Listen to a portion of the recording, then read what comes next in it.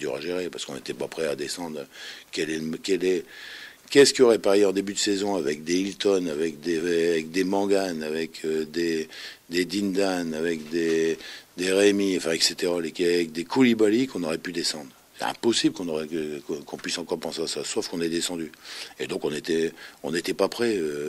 Ça veut dire que quand je dis pas prêt, on avait des structures qui étaient sur un club qui était dans les 5 premiers, qui n'étaient pas prêts du tout. Maintenant, le club, bon, il a fait beaucoup d'efforts depuis 3 ans. Il en fera encore. Il sera obligé de faire encore des efforts. Mais c'est sûr que ça sera pas la même difficulté. Il y aura une difficulté quand même parce que les chiffres parlent d'eux-mêmes.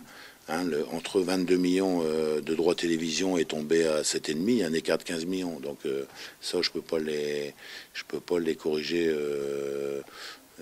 d'un revers de main. Mais pour le reste, c'est pour ça que quand on entend dire les gens sont tellement déçus qu'ils sont excessifs, et moi je les comprends, qu'il y a des risques de division d'honneur, de national ou je ne sais pas quoi. Bon, bien sûr que non. Et le club sera bien présent l'année prochaine aussi avec vraisemblablement une autre politique, pas par la force des choses, parce qu'il faut revenir à des choses basiques qu'on n'a pas pu faire.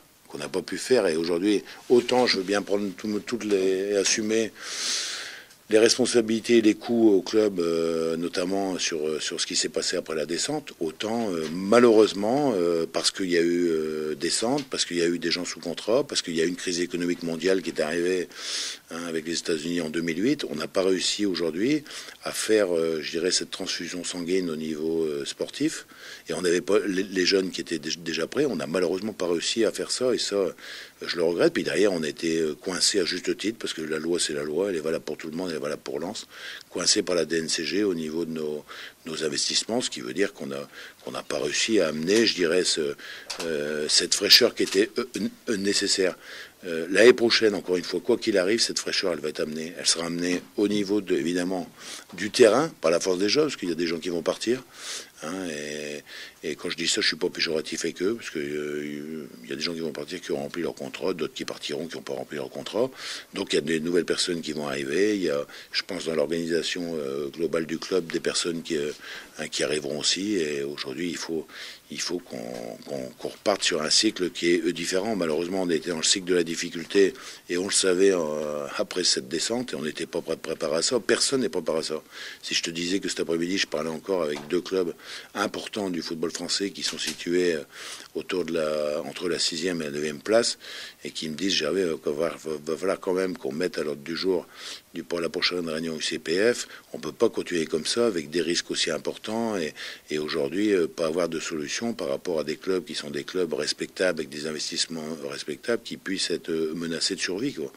Et bon, les 2 personnes avec qui je parlais, c'est pas encore une fois des petits clubs, il n'y a pas de petits clubs, c'est des clubs moyens plus.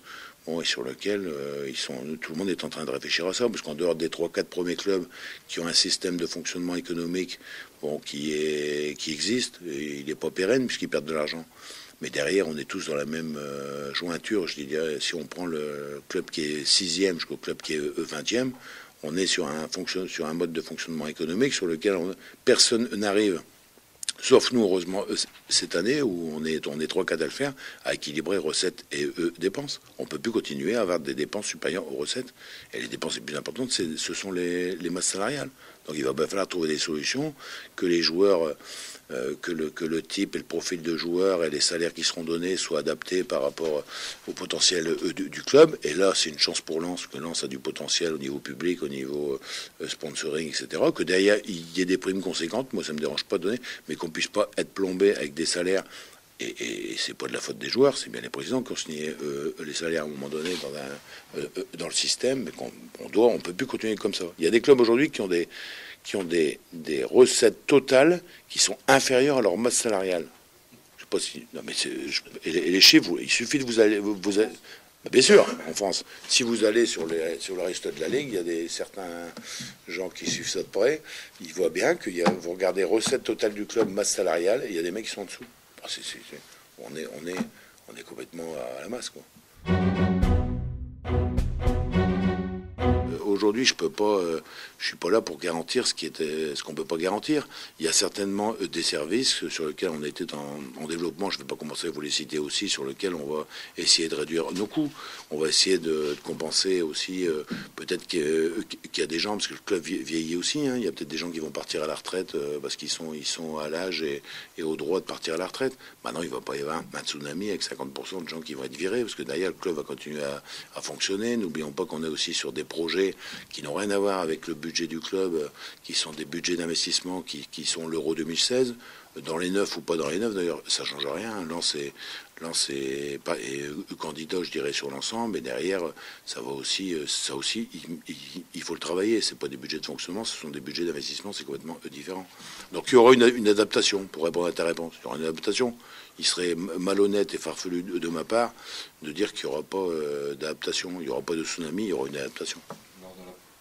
Et peut-être des efforts qui seront demandés aussi, comme je l'avais fait il y a 3 ans. On va demander des efforts aussi à tout le monde au niveau du club. Après, il y a des gens qui me répondront oui, des gens qui me répondront non. Mais bon, ça, c'est une chose logique. Les gens, quand ils ont été recrutés par un club de foot, d'abord, c'est une chance pour eux d'avoir trouvé un boulot, faut pas l'oublier. Remettons bien le sens des aiguilles d'une montre et non pas l'inverse.